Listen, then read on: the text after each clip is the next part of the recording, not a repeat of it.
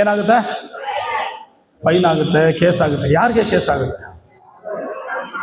ಇಲ್ಲ, ಗಾಡಿ ಓನರ್ಗಾಗುತ್ತೆ. ಗಾಡಿ ನಿಮ್ಮ ಅಣ್ಣನ ಹೆಸರಿಗಿರ್ತದೋ ನಿಮ್ಮ ಅಪ್ಪನ ಹೆಸರಿಗಿರ್ತದೋ ಗೊತ್ತಿದೆಯಾ ಈಗ ಎಷ್ಟಿದೆ ಫೈನ್ ಅಂತ? ಎಷ್ಟೈತೆ ಬರೀ ಕೂಡ? 25,000 ರೂಪಾಯಿ ಫೈನ್ ಇದೆ. ನಿನ್ನ ಗಾಡಿ 10,000 ರೂಪಾಯಿ ಬಾಳೋದಿಲ್ಲ. ಏನು ಗಾಳಪ್ಪ, ನಿನ್ನ 2 ವೀಲರ್ 10,000 ಬಾಳೋದಿಲ್ಲ. ದಂಡ ಕಟ್ಟಿದ್ರೆ 25,000 ರೂಪಾಯಿ ದಂಡ ಕಟ್ಟಬೇಕು. ಆಮೇಲೆ 1 ತಿಂಗಳು ನಿಮ್ಮಪ್ಪ ಅಥವಾ ನಿಮ್ಮ ಅಣ್ಣ ಯಾರಿರ್ತಾರೆ ಸೆರೆವಾಸ, ಅವ್ರಿಗೆ ಜೇಸಿಗೆ ಹೋಗ್ತಾರೆ, ಅವರು ಜೈಲಿಗೆ ಹೋಗ್ತಾರೆ. ಅರ್ಥ ಆಯ್ತಾ? ಲೈಟಾಗಿ ತಗೋಬೇಡಿ, ನಾನು ತಮಾಷೆಗೆ ಹೇಳ್ತಾ ಇಲ್ಲ. ನೀವೇನಾದರೂ ಗಾಡಿ ಓಡಿಸುವಾಗ ಆಕ್ಸಿಡೆಂಟ್ ಮಾಡಿ ಎದುರುಗಡೆ ಇದ್ದವ್ರು ಯಾರೋ ಡೆತ್ ಆಯಿತು ಅಂತಂದರೆ, ಒಂದು ಮಗುನು ವಯಸ್ಸಾದವರ ಮತ್ತೊಬ್ಬರು ಹೆಚ್ಚು ಕಮ್ಮಿ ಆಗಿ ಅವರಿಗೆ ಫಸ್ಟ್ ಆಫ್ ಆಲ್ ಇನ್ಸೂರೆನ್ಸ್ ಬರಲ್ಲ. ಯಾಕೆ ಹೇಳಿ? ನಿಮಗೆ ಡಿ ಎಲ್ ಇಲ್ಲ, ನಿಮಗೆ ವ್ಯಾಲಿಡ್ ಡಿ ಎಲ್ ಇಲ್ಲ, ಇನ್ಸೂರೆನ್ಸ್ ಬರಲ್ಲ. ಆವಾಗ ಏನಾಗ್ತದೆ, ಅವ್ರ ಮನೆಯವರು ಎಷ್ಟು ಪರಿಹಾರ ಕೇಳ್ತಾರೆ, ಅವರು 15 ಲಕ್ಷ ಆಗ್ಬೋದು, 25 ಆಗ್ಬೋದು, 50 ಲಕ್ಷ ಆಗ್ಬೋದು, ಅದನ್ನು ಕಟ್ಕೊಡುವಂಥ ಜವಾಬ್ದಾರಿ ನಿಮ್ಮ ಪೇರೆಂಟ್ಸ್ ಮೇಲೆ ಇರ್ತದೆ. ಎಲ್ಲಿಂದ ತಂದು ಕಟ್ತೀರಿ ಈಗಷ್ಟು? ನಾನು ಹೆದರಿಸ್ತಾ ಇಲ್ಲ ನಿಮಗೆ ಕಾನೂನು ಹಿಂಗಿದೆ ಅಂತ ತಿಳುವಳಿಕೆ ಹೇಳ್ತಾ ಇದ್ದೀನಿ. ಅರ್ಥ ಆಯ್ತಾ? ಮಾಸ್ಟ್ರೆ, ಸ್ಕೂಲಲ್ಲೂ ಸ್ವಲ್ಪ ಹೇಳಬೇಕು, ಕಾನೂನು ಈ ಥರ ಇದೆ ಅಂತ. ನೀವು ಕಲ್ತಿದ್ರೆ ಭಾಳ ಸಂತೋಷ, ಕಲಿಬೇಕು, ಕಲ್ತಿದ್ದೀರಾ. ಆದರೆ ಮೈನ್ ರೋಡಲ್ಲಿ ನೀವೇ ನೋಡ್ತಾ ಇದ್ದೀರಿ, ನೀವು ಹೈವೇಲಿ ಇದ್ದೀರಿ, NH 48 ಇದ್ದೀರಿ, ರಾಷ್ಟ್ರೀಯ ಹೆದ್ದಾರಿಯಲ್ಲಿ ಎಷ್ಟೊಂದು ಆಕ್ಸಿಡೆಂಟ್ಗಳು ನೋಡಿದ್ದೀರಲ್ವಾ? ನೋಡಿದ್ದೀರಾ ಇಲ್ಲ? ಹಾಂ, ಈಗ ನೀವು ಆಚೆ ಹೋದರೆ ಗಾಡಿ ತಗೊಂಡೇನೋ ಒಂದು ತರಕಾರಿ ತರಕೋ ಒಂದೇನೋ ತರಲಿಕ್ಕೆ ಅಲ್ಲಿ ಇಲ್ಲಿ ಹೋದರೆ ನೀವು ವಾಪಸ್ ಬರ್ತೀರಾ ಅಂತ ನಿಮ್ಮ ಅಪ್ಪ ಅಮ್ಮ ಕಾಯ್ತಾ ಇರ್ತಾರೆ. ಹೌದಾ? ನನ್ನ ಮಗ ಹೋಗಿದ್ದಾನೆ ಬರ್ತಾನೆ ಅಂತ ಏನು ಹೇಳಿ ಇಲ್ಲಿ ಮುಂದೆ ಕಾಯ್ತಿರ್ತೀರಲ್ವಾ? ನನ್ನ ಮಗ ಬರ್ತಾನೆ, ಸೇಫಾಗಿ ಬರ್ತಾನೆ ಅಂತ. ಬರದೆ ಅಲ್ಲಿ ಏನಾರು ಹೆಚ್ಚು ಕಮ್ಮಿ ಆಯಿತು ಅಂದರೆ ಯಾರು ಫಿಲ್ ಮಾಡಲಿಕ್ಕಾಗುತ್ತೆ ಆ ಗ್ಯಾಪ್ನ? ಆಗುತ್ತಾ? ಸೊ ಹಂಗಾಗಿ ಗಾಡಿ ಓಡಿಸುವಾಗ ಎಚ್ಚರಿಕೆ ಇರಬೇಕು. ಸೊ ಎರಡನೇ ಪ್ರಶ್ನೆ, ನಿಮ್ಮಲ್ಲಿ ಎಷ್ಟು ಜನ ಪೊಲೀಸ್ ಸ್ಟೇಷನ್ಗೆ ಹೋಗಿದ್ದೀರಾ? ಯಾರು ಹೋಗಿಲ್ಲ? ನೀವು ಬಿಡ್ರಿ, ನೀವು ಅಲ್ಲೇ ಅರ್ಧ ವರ್ಷದಲ್ಲಿ 6 ತಿಂಗಳು ಪೊಲೀಸ್ ಸ್ಟೇಷನ್ ಇರ್ತಾನೆ, ದಾಳ ಪಾವಕ ಇರ್ತಾನೆ.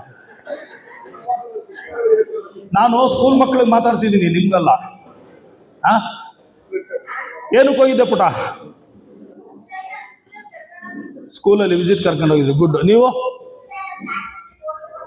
ತಾತನ ಜೊತೆ ನೋಡ್ಬೇಕು ಅಂತ ಇದೆ. ಫೈನ್. ಆಮೇಲೆ ಆಯ್ತು, ಏನು ಗಂಡು ಮಕ್ಳು ಹೋಗಿಲ್ವಾ? ಓಕೆ, ಆಯಿತು. ಸ್ಕೂಲಿಂದ ಕೇಳಿಸ್ಕೊಳ್ಳಿ, ಸೈಲೆನ್ಸ್. ಸ್ಕೂಲಿಂದ ಒಂದು ಪೊಲೀಸ್ ಸ್ಟೇಷನ್ ನಮ್ಮಲ್ಲೇ ಒಂದು ತೆರೆದ ಮನೆ ಅನ್ನೋದಂಥ ಒಂದು ಕಾರ್ಯಕ್ರಮ ಇದೆ. ನಾನು ನಿಮ್ಮ ಮಾಸ್ಟರ್ಗೆ ರಿಕ್ವೆಸ್ಟ್ ಮಾಡ್ತೀನಿ, ಯಾವುದಾದ್ರು ಒಂದು ದಿವಸ ಮುಂಚಿತವಾಗಿ ಹೇಳಿ ಎಳ್ಳಂಬೆಳ್ಳ ಪೊಲೀಸ್ ಸ್ಟೇಷನ್ ವಿಸಿಟ್ ಮಾಡಿ ಎಲ್ಲರೂ. ಅಲ್ಲಿ ಬಂದು ನೀವು ನೋಡಬೇಕು ನಮ್ಮದೆಲ್ಲ ಯಾವ ಥರ ಟೆಕ್ನಾಲಜಿ ಇದೆ, ನಾವು ಯಾವ ಥರ ಕೆಲಸ ಮಾಡ್ತಿದ್ದೀವಿ, ಹೆಂಗೆಲ್ಲ ಕಳ್ಳರು ಹಿಡಿತೀವಿ, ಒಳ್ಳೆಯವ್ರಿಗೆ ಏನು ಅದಕ್ಕೆ ಅನುಕೂಲ ಇದೆ, ಕೆಟ್ಟವ್ರಿಗೆ ಯಾವ ಥರ ಕಾನೂನು ಅಡಿಲಿ ಶಿಕ್ಷೆ ಆಯ್ತದೆ ಅನ್ನೋದೆಲ್ಲ ನೋಡಬೇಕು. ಜಸ್ಟ್ ಫಾರ್ ಕ್ಯೂರಿಯಾಸಿಟಿ, ನೀವೇನು ತಿಳ್ಕೊಬೇಕಲ್ಲ ಏನು ನಡೀತಿದೆ ಏನಂತ. ಸೊ ಬ್ಯಾಂಕ್ ಹೋದರೆ ದುಡ್ಡು ಇಡೋದು, ದುಡ್ಡು ತಗೊಳ್ಳೋದು, MO ಮಾಡೋದು, RTGS ಮಾಡೋದು ಹೆಂಗೆ ಕಲಿತೀರೋ ಹಂಗೆ ಪೊಲೀಸ್ ಸ್ಟೇಷನ್ ಕೂಡ ಹೋಗಬೇಕು. ಯಾರಿಗೆಲ್ಲ ಪಾಸ್ಪೋರ್ಟ್ ಇದೆ, ಪಾಸ್ಪೋರ್ಟ್ ಮಾಡಿಸಿದ್ದೀರಾ? ಯಾರಾದರೂ ಪಾಸ್ಪೋರ್ಟ್ ಮಾಡಿಸಿದ್ರೆ ನೀವು ಮುಂದೆ ಎಲ್ಲಾದರೂ ಫಾರಿನ್ ಕಂಟ್ರೀಸ್ಗೆ ಹೋಗಬೇಕು ಅಂತ, ಆವಾಗ ಪೊಲೀಸರು ವೆರಿಫಿಕೇಶನ್ ಬರುತ್ತೆ, ಪೊಲೀಸ್ ಸ್ಟೇಷನ್ಗೆ ಹೋಗ್ಬೇಕಾದಂಥ ಸಂದರ್ಭ ಬರುತ್ತೆ. ಹೆದರಬಾರ್ದು. ಪೊಲೀಸ್ ಸ್ಟೇಷನ್ ಕೂಡ ಬೇರೆ ಎಲ್ಲ ಸರ್ಕಾರಿ ಆಫೀಸ್ಗಳ ಥರ, ಕಚೇರಿಗಳ ಥರ ಪೊಲೀಸ್ ಸ್ಟೇಷನ್ ಕೂಡ ಒಂದು ಗೌರ್ಮೆಂಟ್ ಆಫೀಸ್ ಅಷ್ಟೇ. ಅದು ಒಳ್ಳೆಯವ್ರಿಗೆ ಒಳ್ಳೆಯವರೇ ಇರ್ತಾರೆ, ಕೆಟ್ಟವ್ರಿಗೆ ಕೆಟ್ಟವರೇ ಇರ್ತಾರೆ. ಅರ್ಥ? ಪೊಲೀಸವ್ರು ಕೆಟ್ಟವರ ಒಳ್ಳೆಯವರ? ಯಾಕೆ ಮತ್ತೆ ಪೊಲೀಸವ್ರು ಕಂಡ್ರೆ ಆಗಲ್ಲ? ಪೊಲೀಸವ್ರು ಕಂಡ್ರೆ ಬೈಕತ್ತೀರಾ, ಪೊಲೀಸವ್ರು ಕಂಡ್ರೆ ಬೇರೆ ಇದು ಮಾಡ್ತೀರಾ? ಯಾಕೆ ಭಯಲ್ವಾ? ಆಯ್ತು, ಈಗ ಒಂದು ಪ್ರಶ್ನೆ ಕೇಳ್ತೀನಿ ನಿಮಗೆ, ಸೈಲೆನ್ಸ್, ಮತ್ತೆ ಮಾತಾಡಬಾರ್ದು. ನಿಮ್ಮ ಮಾಸ್ಟರ್ಗಳಲ್ಲಿ ಟೀಚರ್ಸ್ ಇರ್ತಾರಲ್ಲ 7 ಜನ 8 ಜನ, ಯಾವ ಟೀಚರ್ ಕಂಡ್ರೆ ನಿಮಗೆ ಭಾಳ ಇಷ್ಟ? ಎಲ್ಲರೂ ಅನ್ನೋದು ಸುಳ್ಳು ಬಿಡಿ, ಎಲ್ಲರೂ ಅನ್ನೋದು ಭಾಳ ದೊಡ್ಡ ಸುಳ್ಳದು. ಎಲ್ಲರಲ್ಲಿ ಅತಿ ಹೆಚ್ಚು ಇಷ್ಟ ಯಾರು? ಯಾರೋ ಲ್ಯಾಂಗ್ವೇಜ್ ಟೀಚರು ಅಥವಾ ಆರ್ಟ್ಸ್ ಟೀಚರು, ಯಾರು ಕತೆ ಹೇಳ್ತಾರೆ, ಯಾರು ನಿಮಗೆ ಹಾಡುಗಳು ಹೇಳ್ಕೊಡ್ತಾರೆ, ಅವ್ರು ಇಷ್ಟ ಇರ್ತಾರೆ. ಅವ್ರು ತಾನೇ? ಯಾವ ಟೀಚರ್ ಇಷ್ಟ ಇಲ್ಲ?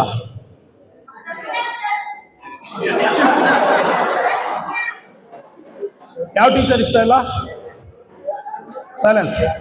ಯೂಶುವಲಿ ನೋಡಿ, ಮಾತಾಡಬಾರ್ದು. ಡಿಸಿಪ್ಲಿನ್ನ ಎಕ್ಸ್ಪೆಕ್ಟ್ ಮಾಡ್ತಾರೆ. ಯಾರು ಸ್ಟ್ರಿಕ್ಟ್ ಆಗಿರ್ತಾರೆ ಸ್ಕೂಲ್ಗಳಲ್ಲಿ, ಕಾಲೇಜ್ಗಳಲ್ಲಿ, ಅವರು ಸ್ವಲ್ಪ ಕಿರಿಕಿರಿ. ಗಾದೆ ಹೇಳ್ತಾರೆ, ಖಂಡಿತವಾದಿ ಲೋಕ ವಿರೋಧಿ ಅಂತ. ಹೌದಾ? ಬೈದೇಳೋರು ಬರ್ಕೋಕೆ ಹೇಳ್ತಾರೆ. ಯೂಶುವಲಿ PT ಮಾಸ್ಟರ್ ಇರ್ತಾರೆ ನೋಡೋ, ಸಾಲಿಗೆ ಬನ್ನಿ ಅಂತಾರೆ ಅವರು, ಅಡ್ಡಾದಿಡ್ಡಿ ಅಡ್ಡಾಡ್ಬೇಡ ಅಂತಾರೆ, ಶೂ ಪಾಲಿಷ್ ಮಾಡಿ ಅಂತಾರೆ. ಅಲ್ವಾ ಸರ್? ಯೂನಿಫಾರ್ಮ್ ಐರನ್ ಮಾಡಿ ಯೂನಿಫಾರ್ಮ್ ಹಾಕೊಂಬ ಅಂತಾರೆ, ಶಾಬಿ ಯೂನಿಫಾರ್ಮ್ ಬೇಡ ಅಂತಾರೆ, ಹೇರ್ ಕಟ್ ನೀಟಾಗಿ ಮಾಡಿಸು, ಉಗುರು ಕಟ್ ಮಾಡಿರ್ಬೇಕಂತಾರೆ. ಇದೆಲ್ಲ ಸ್ವಲ್ಪ ಕಿರಿಕಿರಿ ಆಗ್ತದೆ, ಹಂಗಾಗಿ ಅವ್ರ ಕಂಡ್ರೆ ಇಷ್ಟ ಇಲ್ಲ. ಹೌದಾ? Yes or no? Yes. So ಪೊಲೀಸರ ಪಾತ್ರ ಏನಂತ ಹೇಳ್ತೀನಿ. ಈಗ ಪೊಲೀಸರು ನೀವು 3 ಜನ ಹೋಗ್ಬಿಡಿ ಅಂತಾರೆ, ನಿನಗೆ DL ಇಲ್ಲ, ಗಾಡಿ ಓಡಿಸ್ಬೇಡ ಅಂತಾರೆ, ಬಸ್ಸಲ್ಲಿ ಡೋರ್ಗೆ ನೇತಾಕೊಂಡು ಹೋಗ್ಬೇಡ ಅಂತಾರೆ.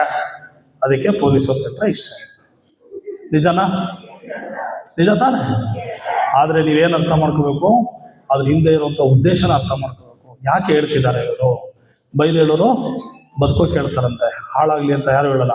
ಅದು ಅಪ್ಪ ಅಮ್ಮ ಆಗ್ಬೋದು, ಅಣ್ಣ ತಮ್ಮಂದಿರಾಗ್ಬೋದು, ನಿಮ್ಮ ಪೇರೆಂಟ್ಸ್ ಆಗ್ಬೋದು, ನೆರೆಹೊರೆಯವರಾಗ್ಬೋದು, ಪೊಲೀಸರು ಆಗ್ಬೋದು, ಯಾರು ನಿಮಗೆ ಬೈದು ಹೇಳ್ತಾರೆ ಅದ್ರ ಹಿಂದೆ ಇರೋ ಉದ್ದೇಶ ಅರ್ಥ ಮಾಡ್ಕೋಬೇಕು ಹೊರತು, ಓ ಇವ್ ನಾನು ಬೈದ್ನಲ್ಲ ಅಂಥೇಳಿ ನೀವು ಅವನಿಗೆ ಉಲ್ಟಾ ಬೈಕೊಂಡು ಓಡಾಡುವಂಥದ್ದಲ್ಲ. ಅರ್ಥ ಆಯ್ತಾ? ಮಾಡ್ತೀರಾ ಅದು? ಎಲ್ಲಿ ಸೌಂಡೇ ಇಲ್ಲ? ಮಾಡ್ತೀರಾ? ಗುಡ್. ಈ ಸೈಬರ್ ಫ್ರಾಡ್ ಬಗ್ಗೆ ಒಂದೆರಡು ಮಾತಾಡ್ಬಿಡ್ತೀನಿ.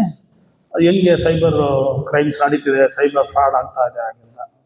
ಪ್ರತಿ ವರ್ಷ ನಮ್ಮ ಬೆಂಗಳೂರು, ನಮ್ಮ ರಾಜ್ಯದಿಂದ 4,500 ಕೋಟಿಗೂ ಹೆಚ್ಚಿಗೆ ಫ್ರಾಡು, 4,500 crore, 4,500 ಕೋಟಿಗಿಂತ ಹೆಚ್ಚಿಗೆ ಸೈಬರ್ ಅಫೆನ್ಸ್ ಆಗ್ತಾ ಇದೆ.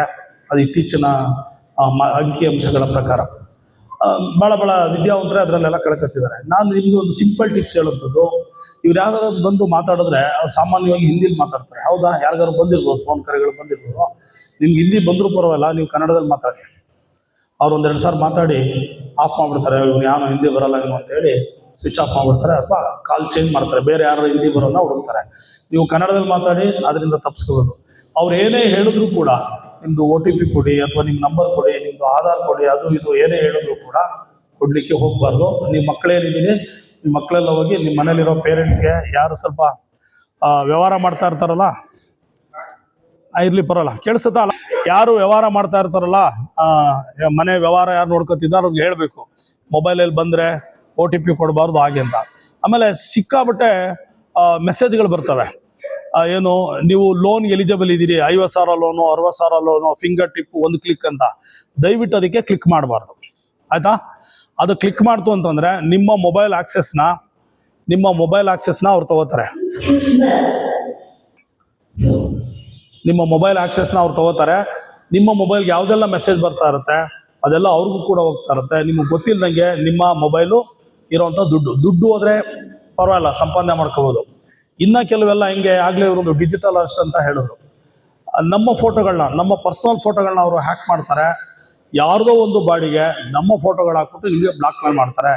ನಿಮ್ಮ ಹುಡುಗಿದು ಅಥವಾ ನಿಮ್ಮ ಹೆಂಡತಿದು, ನಿಮ್ಮ ಅಕ್ಕಂದು, ತಂಗಿದು ನಮ್ಮ ಹತ್ರ ಈ ಥರ ಫೋಟೋ ಇದೆ, ನೀವು ಇಷ್ಟು ದುಡ್ಡು ಕೊಡಲಿಲ್ಲ ಅಂದರೆ ನಾವು ಇದನ್ನು ವೈರಲ್ ಮಾಡ್ತೀವಿ, ಫೇಸ್ಬುಕ್ಗೆ ಹಾಕ್ತೀವಿ, ಹಾಗೆ ಹೀಗೆ ಅಂತೇಳಿ ಇದನ್ನು ಮಾಡ್ತಾರೆ, ಹೆದರಿಸ್ತಾರೆ.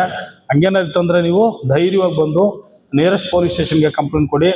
ನಾವು ನಿಮ್ಮ ಹೆಸರನ್ನ, ಆ ಥರ ಫೋಟೋ ಇದ್ದರೆ ಅದನ್ನು 100% ಹೇಳ್ತಿದ್ದೀವಿ. ನಮ್ಮಲ್ಲೆಲ್ಲ ಒಳ್ಳೆ ಅಧಿಕಾರಿಗಳಿದ್ದಾರೆ, ಅದನ್ನು ನಾವು ಕೂಡ ಗೌಪ್ಯವಾಗಿರ್ತೀವಿ, ಕಾನ್ಫಿಡೆನ್ಸ್ ಆಗಿರ್ತೀವಿ. ಬೇರೆ ಯಾರಿಗೆ ಕೂಡ ಅದು ಶೇರ್ ಹೋಗಲ್ಲ, ನಮ್ಮಿಂದ ಯಾರಿಗೂ ಶೇರ್ ಮಾಡ್ಲಿಕ್ಕೆ ಹೋಗಲ್ಲ. ಮತ್ತು ಅವ್ರು ಯಾರಿದ್ದಾರೆ ಕಲ್ಪ್ರಿಟ್ಸ್, ಅವ್ರನ್ನ ಕಂಡುಹಿಡಿತೀವಿ ನಾವು. ಅವ್ರು ಯಾರಿದ್ದಾರೆ ಅವ್ರು ಕಂಡುಹಿಡಿತೀವಿ. ಅರ್ಥ ಆಯ್ತಾ? ಯಾವುದೇ ಅನ್ನೋನ್ ಫೈಲ್ಗಳು ಬಂದರೆ ಅದಕ್ಕೆ ಕ್ಲಿಕ್ ಮಾಡಬಾರ್ದು. ಈ ಥರ ಯಾರಾದರೂ ಬಂದು ನಿಮಗೆ ಬ್ಲಾಕ್ ಮೇಲ್ ಮಾಡ್ತಿದ್ದಾರೆ, ದುಡ್ಡು ಕೇಳ್ತಿದ್ದಾರೆ, ಯಾರು ದುಡ್ಡು ಕೇಳೋರು ಫೋನಲ್ಲಿ ಇದರಲ್ಲಿ ಕೇಳಲಿಕ್ಕೆ ಹೋಗಲ್ಲ. ನಿಮ್ಮ ಹೆಸರಿಗೆ ಆ ಕನ್ಸೈನ್ಮೆಂಟ್ ಬಂದಿದೆ, ಇದು ಬಂದಿದೆ, ಇಷ್ಟು ಕಟ್ಟಿದ್ರೆ ನಾವು ಬಿಡ್ತೀವಿ ಹಾಗೆ ಅಂತ ಅಂದ್ಬಿಟ್ಟು ಆ ಥರ ಮಾಡ್ಲಿಕ್ಕೆ ಹೋಗಲ್ಲ. ಸೊ ಅದನ್ನು ಹೇಳಿ. ಮತ್ತು ಯಾವುದೇ ಬ್ಯಾಂಕ್ ಅವರು ಕೂಡ ನಿಮ್ಗೆ ಡೌಟ್ ಇತ್ತಾ, ಸೀದಾ ಬ್ಯಾಂಕ್ಗೆ ಹೋಗಿ ನೀವು ಕೇಳ್ಬಿಡಿ. ಏನು ಸರ್ ನೀವೇನಾರು ಕೇಳಿದ್ರ, ಈ ಥರ ನಮ್ದೇನಾದರೂ ಆಧಾರ್ ಕಾರ್ಡ್ ಕೇಳಿದ್ರ, ನಮ್ಮ KYC ಏನಾದರೂ ರಿನ್ಯೂವಲ್ ಆಗಬೇಕು ಹಾಗೆ ಅಂತೇಳಿ ಡೈರೆಕ್ಟಾಗಿ ಕೇಳಿ. ಅರ್ಥ ಆಯ್ತಾ? ಅದಳಪ್ಪ. ಈಗ ಹಳ್ಳಿಗಳಲ್ಲಿ ಕೂಡ, ಮುಂಚೆ ಬರೋ ಸಿಟಿಲಿತ್ತು, ಹಳ್ಳಿಗಳಲ್ಲಿ ಕೂಡ ತುಂಬ ಆ ಥರ ಏನಾರು ಆಯ್ತಂದರೆ ಒಂದು ನಂಬರ್ ಹೇಳಿದ್ರು ಶ್ರೀನಿವಾಸ್ ಸಾಹೇಬ್ರು, ಯಾವುದು 1930. ಗೋಲ್ಡನ್ ಅವರ್ ಅಂದರೆ ಗೊತ್ತಾ ನಿಮಗೆ? ಏನು ಗೋಲ್ಡನ್ ಅವರ್ ಅಂದರೆ? ಆಕ್ಸಿಡೆಂಟ್ ಆಯಿತು, ಫಸ್ಟ್ 1 ಅವರ್ನ ಗೋಲ್ಡನ್ ಅವರ್ ಅಂತಾರೆ. ಹೌದಾ ಜಡ್ಜ್? First 1 hour. ಯಾಕೆ ಅಂದರೆ ಆ ಫಸ್ಟ್ ಅವರಲ್ಲಿ ನಿಮಗೆ ಏನು ಟ್ರೀಟ್ಮೆಂಟ್ ಸಿಗ್ತದೆ, ನಿಯರೆಸ್ಟ್ ಹಾಸ್ಪಿಟ್ಲಿಗೆ ಹೋಗಿ ನೀವೇನು ಟ್ರೀಟ್ಮೆಂಟ್ ಕೊಡಿಸ್ತೀರಿ ಅದು ಅವ್ರ ಜೀವ ಉಳಿಸುವಂಥದ್ದು. ಹಾರ್ಟ್ ಅಟ್ಯಾಕ್ ಆಯಿತು, first ½ hour 1 hour golden hour, ಅದು ಇಮಿಡಿಯೇಟ್ ಟ್ರೀಟ್ಮೆಂಟ್ ಕೊಡುವಂಥದ್ದು. ಅದೇ ರೀತಿ ಸೈಬರ್ ಫ್ರಾಡ್ ಆಯಿತು, ಸೈಬರ್ಗೆ ನೀವು ವಂಚನೆಗೆ ಒಳಗಾದ್ರಿ ಅಂದರೆ, ವಿಕ್ಟಿಮೈಸ್ ಆದ್ರಿ ಅಂದರೆ 1930 ಫೋನ್ ಮಾಡಿದ್ರೆ ಅವ್ರು ಇಮಿಡಿಯೇಟಾಗಿ ನಿಮ್ಮ ಅಕೌಂಟಿಂದ ಯಾವ ಅಕೌಂಟ್ಗೆ ಹಣ ವರ್ಗಾವಣೆ ಆಗಿರುತ್ತಲ್ಲ, ಟ್ರಾನ್ಸ್ಫರು, ಅದನ್ನು ಫ್ರೀಸ್ ಮಾಡಿಸ್ತಾರೆ. ಅಲ್ಲಿ ಅವರು ಆ ದುಡ್ಡನ್ನು ತಗೊಳ್ಳಿಕ್ಕೆ ಆಗಲ್ಲ. ಇಮಿಡಿಯೇಟಾಗಿ 1930ಗೆ ನೀವು ಕಾಲ್ ಮಾಡಬೇಕು. ಆಮೇಲೆ ನಮ್ದೆಲ್ಲ ಪ್ರೊಸೀಜರ್ಸ್ ಇರ್ತದೆ, ಏನೆಲ್ಲ ಡಾಕ್ಯುಮೆಂಟ್ ಕೊಟ್ಟು ಆ ದುಡ್ಡನ್ನ ನಿಮಗೆ ವಾಪಸ್ ನಿಮ್ಮ ಅಕೌಂಟ್ಗೆ ತರಿಸ್ಬೋದು. ಈಗ ಆಲ್ರೆಡಿ ಸುಮಾರು ತರಿಸಿದೀವಿ, ಹೌದಾ ಕಿರಣ್? ತುಂಬ ಕೇಸ್ಗಳಲ್ಲಿ ನಮ್ಮ ಶಿರಾದಲ್ಲೇ ಕೂಡ ತರಿಸ್ಕೊಟ್ಟಿದ್ದಾರೆ, ತರಿಸಿ ಕೋರ್ಟ್ ಅವ್ರಿಗೆ ರಿಲೀಸ್ ಮಾಡಿಸ್ಕೊಟ್ಟಿದ್ದಾರೆ. ಈ ನಂಬರ್ನ ಮರಿಬಾರ್ದು ನೀವು, 1930 ಅಂತ. ಸೊ ಕಮಿಂಗ್ ಟು ನಶೆ ಮುಕ್ತ ಕರ್ನಾಟಕ.